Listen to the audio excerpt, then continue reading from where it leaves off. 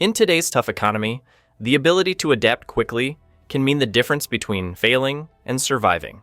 For most industries, that means cutting costs, making hard compromises, and trying to do more with less.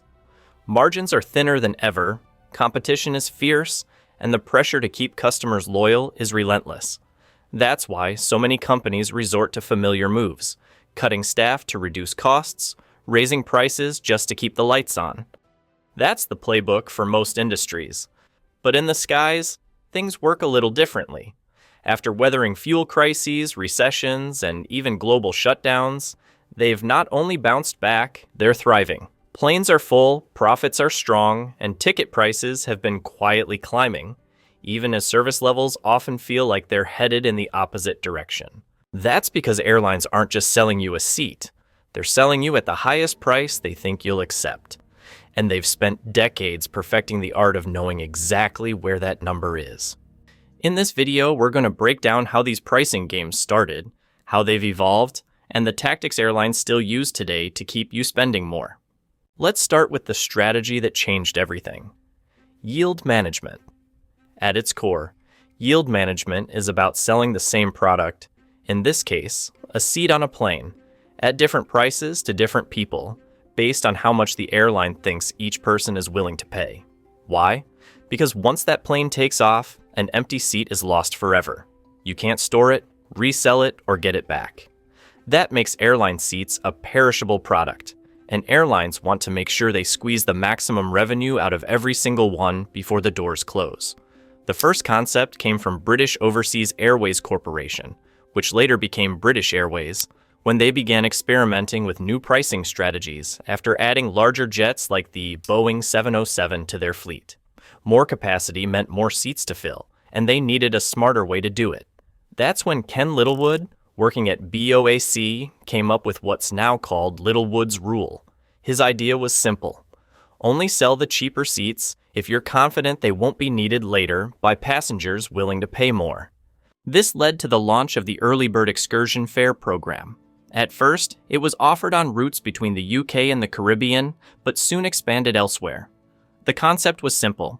If you booked far in advance, usually 3 months, and stayed at your destination for at least 14 days, you'd get a cheaper ticket. It was a win-win. The airline filled seats early, and passengers willing to plan ahead got a discount. But it also taught airlines something important. People's booking habits could be shaped by the right price at the right time. In the United States, a huge change was taking shape, and American Airlines was already miles ahead when it came to technology. They're considered the true pioneers of modern yield management, using computers and data to transform that simple idea into a powerful, automated profit machine. Back in the early 1960s, they created the first online reservation system. Later on, they became so specialized that they formed the SABRE, which stands for Semi-Automated Business Research Environment.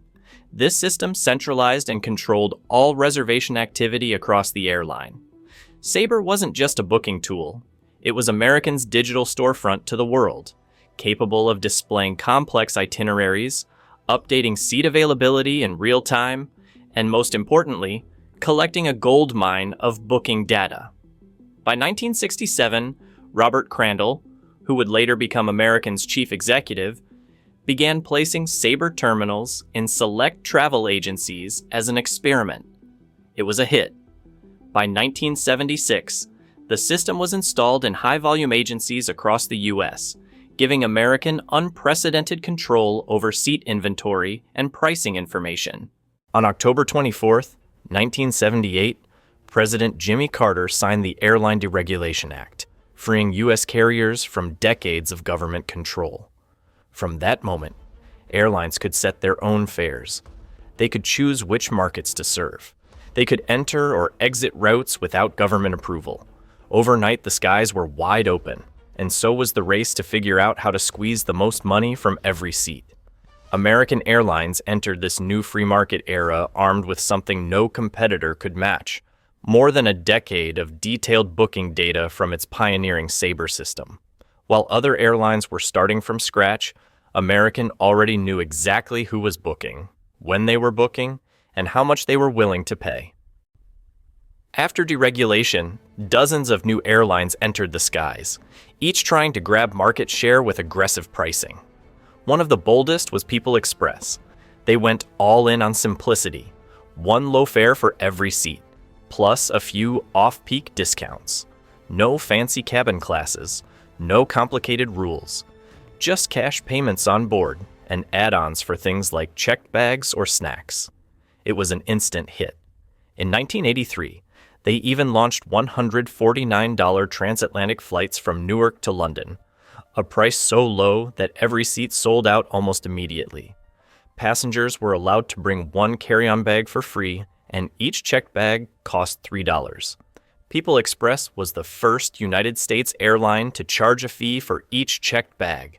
They also charged crazy low prices for food and drinks. Sodas were 50 cents, beer $1, and the snack pack, an assortment of cheeses, crackers, and salami, cost just $2. But American Airlines had no intention of getting dragged into a price war.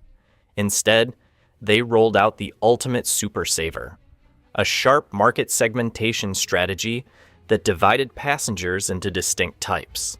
They created special cheap tickets with rules, like booking early and staying over a weekend, which only attracted price-sensitive travelers. The genius part?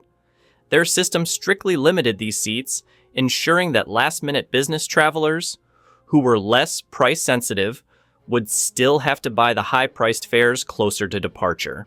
The result?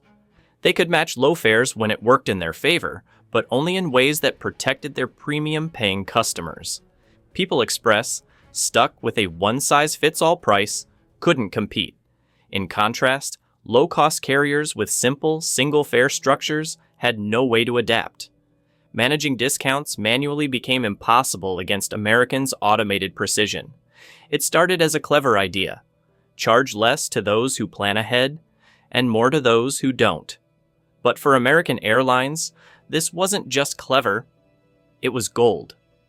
In the cutthroat post-deregulation market, yield management became the key to Americans' survival.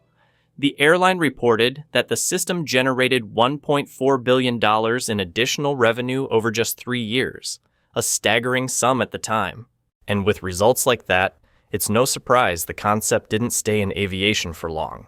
Shipping companies, hotels, car rental agencies, media broadcasters, even hospitals began adapting the same principles, learning to squeeze maximum revenue from every seat, room, or service they offered. Yield management was revolutionary, but it was only the beginning. The next stage took that concept and supercharged it. Think of it as yield management on steroids, powered by faster computers, AI, and real-time data analytics. This was the birth of dynamic pricing. Suddenly, airlines could adjust prices with far more agility, reacting instantly to changing market conditions. The idea is simple. Every time you search, click, or even pause before booking, that's data. Airlines feed it into algorithms that estimate how urgently you want that ticket and adjust the price to match your perceived willingness to pay. A casual weekend getaway search might trigger one price. The same search after midnight from a phone right before a holiday weekend. Suddenly, that great deal is nowhere to be found. What used to be simple supply and demand has now become real-time profiling. With AI in control, the price isn't just about the product, it's about you. They're constantly running pricing experiments, adjusting fares as often as 4 times an hour. Every shift is based on real-time triggers, a competitor changing their price, an upcoming holiday, even a change in the weather. The goal? To predict exactly how much you are willing to pay. And if they think you're desperate, that fare can jump by 50% in just a few hours. We've seen this play out in real life, and the examples aren't pretty. In 2018, Lufthansa faced serious backlash when travel agents and consumer groups accused them of hiding their cheapest fares from global booking platforms. To appear as the cheapest option on comparison sites, Lufthansa relegated the lowest rates to its own channels and added surcharges when the same tickets were offered via third parties, practices that could mislead consumers and pressure agents into using their system exclusively. They claimed it was about maintaining control over pricing and distribution, but for many, it looked like a way to manipulate visibility and, ultimately, fares. During the COVID-19 recovery in 2020, British Airways was accused of using dynamic pricing to inflate fares on high-demand routes, like London to New York, by 30 to 50% as travel resumed, leveraging AI to target returning business travelers. The airline tracked browsing habits via cookies, raising prices for frequent searchers. Some saw fares jump from £300 to £450 within hours, while claiming it was market adjustment. Algorithm is set to decide when to raise fares, like when fewer than 10 seats remain, or lower them if competitors undercut. It's a playbook designed to catch both leisure and business travelers. Offer lower fares early to fill the plane with deal chasers, then hike prices closer to departure, knowing last-minute business travelers are more willing to pay. But here's where it gets personal. These algorithms can also factor in who you are. Your browsing history, your location, even the kind of device you use can shape the price you see. For example, if you search for flights on your MacBook, you might pay more than someone using a budget PC. Looking up luxury hotels or premium resorts. Prepare for, coincidentally, pricier flight offers. If you live in a high-income zip code, you might get hit with higher fares since the algorithm assumes you can afford it. Another example of dynamic pricing. In 2023, United Airlines came under fire for how it handled customer data. They had partnered with travel sites to track browsing patterns, how often you checked a route, what device you used, and adjusted fares accordingly. If you searched the same flight repeatedly, the price could climb by 20% or more, all because an algorithm decided you were ready to pay extra. United called it market adaptation. Privacy advocates called it something else entirely, a calculated way to squeeze the most from desperate travelers. This wasn't happening in isolation. Platforms like Booking.com or Expedia often share customer data with airline partners, letting their pricing systems make eerily accurate guesses about your willingness to pay. The FTC has since launched an inquiry to determine just how common these practices are, and whether they cross ethical or even legal lines. But just when you think airlines couldn't get any smarter with pricing, there's another layer. One that's not just about the market, it's about you. It's called surveillance pricing. Surveillance pricing goes even deeper than dynamic pricing.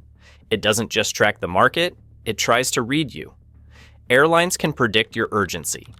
For example, if you've searched evacuation flights or called their helpline, AI can flag you as a high willingness to pay customer and adjust your fare instantly.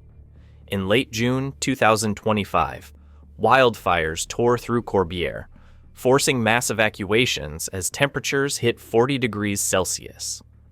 At Marseille Airport, a flight to Paris that cost €200 the day before suddenly doubled to €450 overnight. A week later, in early July, Germany faced a brutal heat wave. Travelers on routes like Berlin to Hamburg took to Twitter and travel forums to vent their frustration. Lufthansa's last-minute upgrade to business class is €800. Meanwhile, economy is overbooked and I'm stuck with no seat. Just search the Berlin-Hamburg flight 3 times in 10 minutes and the price jumped from €120 to €350. How is this fair? This is the dark side of surveillance pricing. It doesn't just respond to market forces. It exploits moments when you're desperate, emotional, and willing to pay anything to get home. Experts argue that this type of pricing, known as first-degree price discrimination, delivers zero benefits to consumers. It simply transfers every bit of consumer surplus directly into airline profits. That's unlike earlier yield models that offered discounts to some customers. Dynamic pricing, surveillance algorithms, AI, they've turned ticket shopping into a personalized chess match you didn't agree to play. And unlike the old days, it's not just business travelers paying more for convenience. Today, a family on a budget vacation can get squeezed just because they searched from the wrong device or waited a few hours too long. This isn't only an airline problem. Hotels, ride shares, concerts, even grocery delivery apps, they're all watching, learning, and adjusting prices in real time. It's an invisible tax on hesitation. Planes will keep flying, prices will keep changing. And the algorithms, they'll keep watching, learning, and charging exactly what they think you can't say no to. Or as American Airlines' own CFO once put it, we're not worried about where fares are at. We think the consumers are willing to pay for a really good product. In other words, they're not worried because you will be. So what do? Maybe it's time to rethink transparency laws, or push for pricing that doesn't punish curiosity. Or maybe it's up to us to outsmart the system. Clear cookies, use incognito mode, shop from different devices, and refuse to book when prices spike. Because here's the truth. The technology is only getting better. The only question is, will it work for us or keep working against us?